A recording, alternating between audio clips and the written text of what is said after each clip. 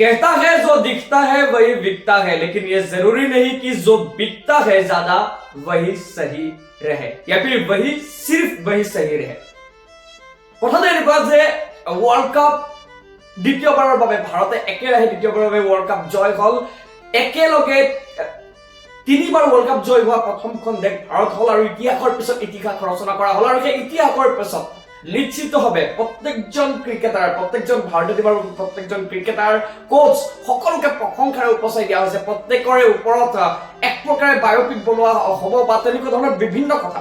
কিন্তু তাৰ মাজত most important, most valuable player কৰবাত নহয় কৰবাত তেওঁলোকৰ প্ৰশংসা সেইদৰে হোৱা নাই নেকি, যিদৰে সঞ্জু চেমছন, অভিষেক শৰ্মা, গৌতম গম্ভীৰ ইত্যাদি ইত্যাদি হৈছে।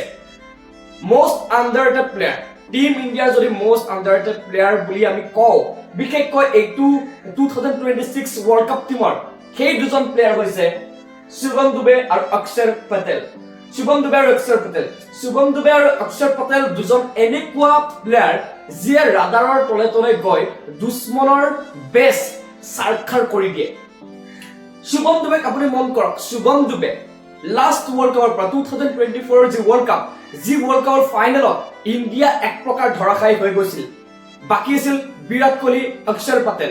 আৰু অক্ষৰ পেটেলৰ কথা কৈছো প্ৰথমে। অক্ষৰ পেটেলে বিৰাট কোহলিৰ লগত যিটো ইনিংছ খেলিছিল, অক্ষৰ পেটেলে বিৰাট কোহলিৰ ওপৰত কোনো প্ৰেছাৰ আহিব দিয়া নাছিল।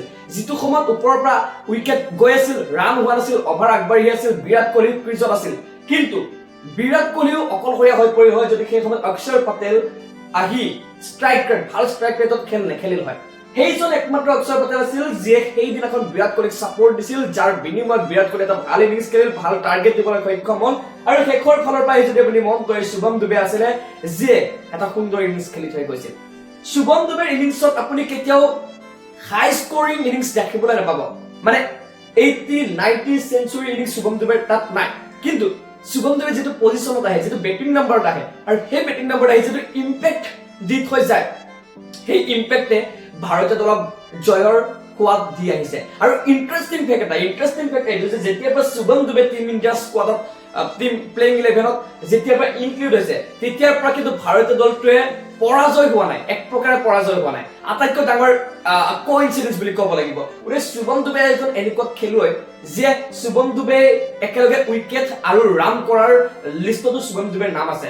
হয়, এইটো ওয়াৰ্ল্ড কাপত যেতিয়া চলি আছিলে, যেতিয়া শুভম দুবে এটা ওভাৰত 20-22-24 ৰান খাইছিলে, যেতিয়া এটা ওভাৰ 10টাকৈ বল দিছিলে, সেই সময়ত কিন্তু শুভম দুবেক সমালোচনাৰে ধৰাশায়ী কৰি দিয়া হৈছিলে, শুভম দুবেক ট্ৰল কৰা হৈছিলে। কিন্তু সেই সময়ত মানুহে পাহৰি গৈছিল যে শুভম দুবেৰ ইম্পেক্ট কি, শুভম দুবে টিম ইণ্ডিয়াত অহাৰ পিছত টিম ইণ্ডিয়াৰ ভাগ্যৰ চকৰি কেনেকৈ সলনি হৈছিল, শুভম দুবে ইণ্ডিয়াত কি কণ্ট্ৰিবিউট কৰি আছিল, সেই কথা মানুহে পাহৰি গৈছিল। অক্ষৰ পেটেল ভাইস কেপ্টেইন, টিম ইণ্ডিয়াৰ ভাইস কেপ্টেইন। ইণ্টাৰেষ্টিং ফেক্ট, যিখন খেলত অক্ষৰ পেটেল নাছিল, কেৱল আৰু কেৱল সেইখনতে ইণ্ডিয়াই হাৰিছিল। অক্ষৰ পেটেল য'ত আছে টিম ইণ্ডিয়াই জয় হৈ আহিছে।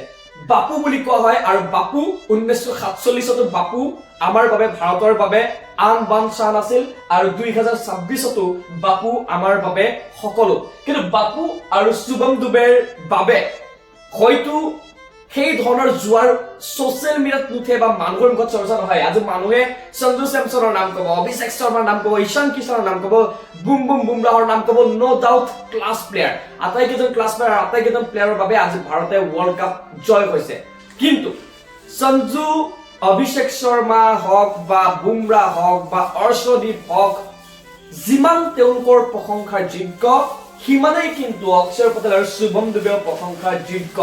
1%টো কম নহয়। অক্ষৰ পেটেল কেতিয়াবা যদি বেটিং এদি, কেতিয়াবা বলিং এদি, অথবা কেতিয়াবা ফিল্ডিং এদি, ছেমিফাইনেল ইংলেণ্ডৰ খেলখন মনত কৰক, যদি অক্ষৰ পেটেলে এই কেটচটো নধৰিলেহেঁতেন, যদি অক্ষৰ পেটেল, আৰু সেই সময়তো ইণ্টাৰেষ্টিং অক্ষৰ পেটেল আৰু শুভম দুবেৰ যুটি আছিলে, অক্ষৰ পেটেলে যদি সেই কেটচটো নধৰিলে হয়, দুটা কেটচ নধৰিলে হয়, তেনেহ'লে আজি আমি ফাইনেল খেলিব নোৱাৰিলো হয়। অৰ্থাৎ অক্ষৰ পেটেলক আপুনি কেতিয়াও উলাই কৰিব নোৱাৰে। আৰু মোস্ট ইম্পৰ্টেণ্ট কথা, যেতিয়া ৰবীন্দ্ৰ জাদেজা আছিল ইণ্ডিয়া টিমত, বাৰম্বাৰ কিন্তু অক্ষৰ পেটেল বেঞ্চত বহি থাকিব লগা হৈছিলে।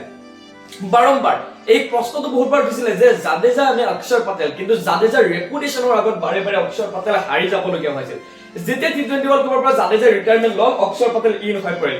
একেই কথা এতিয়া ওডিআইটো চলি আছে, বাৰম্বাৰ জাদেজাৰে অক্ষৰ পেটেল কুৱেশ্যন হয় বাৰম্বাৰ কুৱেশ্যন হয় কিন্তু যিহেতুকে জাদেজাৰ ৰেপুটেশ্যন গতিকে জাদেজাৰ ৰেপুটেশ্যনৰ বাবে অক্ষৰ পাটেল বেঞ্চত বহিব লগা হয় ডাঙৰ কথাটো সেইটো যে এতিয়া কথা হ'ল যে এতিয়া নেক্সট এতিয়া আমি our future কোন future অক্ষৰ পাটেল শুভম দুবে গতিকে শুভম দুবে আপুনি কেনেকে জাজ কৰিব শুভম দুবে এজন এনেকুৱা প্লেয়াৰ যিয়ে যাক শুভম আমি সঞ্জু চেমছনৰ কথা কৈছিলো সঞ্জু চেমছনক য'ত যেনেকে তেনেকে ব্যৱহাৰ কৰি বেয়া কৰি দিয়া হৈছিল খেলুৱৈজনৰ পটেনচিয়েলিটি শেষ কৰি দিয়া হৈছিল শুভম দুবে এজন এনেকুৱা প্লেয়াৰ য'ত যেনেকে ইচ্ছা ব্যৱহাৰ কৰি লওক যিমান পটেনচিয়েলিটি আছে সিমানে দিব কেতিয়াও ধ্বংস হৈ নাযায় 3 নম্বৰ ব্যৱহাৰ কৰিছে যে 5 নম্বৰ 6 নম্বৰ 7 নম্বৰ ওপৰত পঠাই দিয়ক তলত লাগে তলত পঠাই দিয়ক কিন্তু শুভম দুবে বিস্ফোৰক ইনিংছে খেলিব গতিকে শুভম দুবেৰ যি কন্ট্ৰিবিউচন ৱৰ্ল্ড কাপত 2024 ধৰক 2026 ধৰক শুভম দুবে দেখুৱাই আহিছে নিজৰ শক্তি একেদৰে অক্ষৰ পাটেলে দেখুৱাই আহিছে নিজৰ শক্তি গতিকে হেডছ অফ এই দুজন খেলুৱৈ স্পেচিয়েলি সেইকাৰণে এই ভিডিঅ'টো মই শুভম দুবে আৰু অক্ষৰ পাটেলৰ ওপৰত ডেডিকেট কৰিছো স্পেচিয়েলি বনাইছো কিয়নো এই দুগৰাকী খেলুৱৈৰ কিমান প্ৰশংসা নহয় বা কিমান হস্তা ৰেড নচলে যিমান আনসকল খেলুৱৈৰ চলিব বা চলিছে গতিকে এয়া হৈছে প্ৰকৃত সৈনিক যি সৈনিকে আচল ক্ষেত্ৰত গ্ৰাউণ্ডত গৈ যুঁজ কৰা সৈনিক বৰ্ডাৰত গৈ যুঁজ কৰা সৈনিক হৈছে শুভম দুবে অক্ষৰ পাটেলৰ দৰে খেলুৱৈসকল গতিকে হেডছ অফ আৰু শুভম দুবে আৰু অক্ষৰ পাটেলৰ দৰে খেলুৱৈৰ আৰু প্ৰশংসা হ'ব লাগে আৰু স্কোপ দিব লাগে যাতে ভাৰতীয় দলটো আৰু আগবাঢ়ি যায় গতিকে আকৌ এবাৰ ইণ্ডিয়া বুলি কওক আৰু লগতে লিখক শুভম দুবে আৰু অক্ষৰ পাটেলক লৈ আপুনি কি ভাবে অক্ষৰ পাটেল শুভম দুবেক লৈ এটা কমেন্ট আপোনালোকে নিশ্চয় কৰিব